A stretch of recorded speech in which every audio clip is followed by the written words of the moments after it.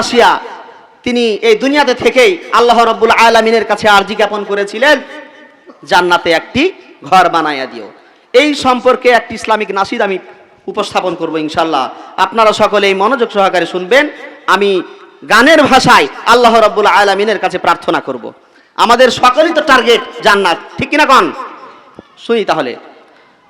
মালিক তুমি জান্নাতে, তোমার কাছে আমার একটি ঘর বানিয়ে দিও, একটি ঘর বানিয়ে দিও। মালিক তুমি জান্নাতে, তোমার কাছে আমার একটি ঘর বানিয়ে দিও, একটি ঘর বানিয়ে দিও।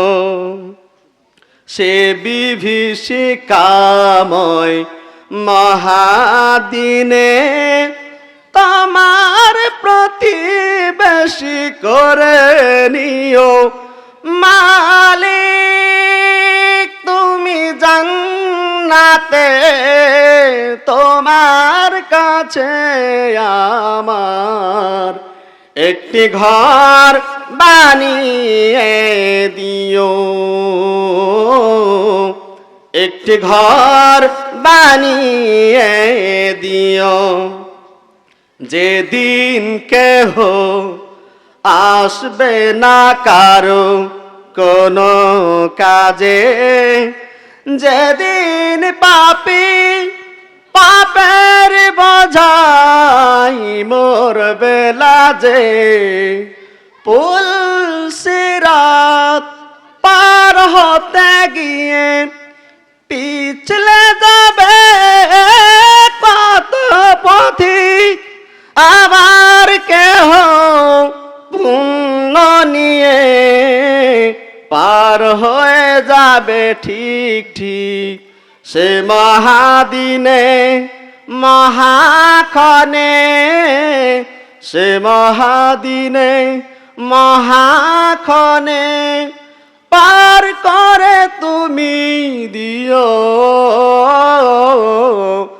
মালিক তুমি জান্নাতে, তোমার কাছে আমার একটি ঘর বানিয়ে দিও, একটি ঘর বানিয়ে দিও। তুমি দিও হাউজে কাউসারের পাশে স্থান, দিও তুমি শীতল রসের মিছে সম্মান। তুমি দিও হাউজে কাউসারের পাশে স্থান, দিও তুমি শীতল রসের নিচে সম্মান। প্রিয় রাসূলের প্রিয় উম্মত উতরে যাবে মহাদিনে পরম আনন্দে জান্নাতে, পরম আনন্দে জান্নাতে সাজাবে নব সংসার। সে মহানন্দে জান্নাতে, সে মহানন্দে জান্নাতে নবীর পাশে জায়গা দিও। মালিক তুমি জান্নাতে, তোমার কাছে আমার একটি ঘর বানিয়ে দিও,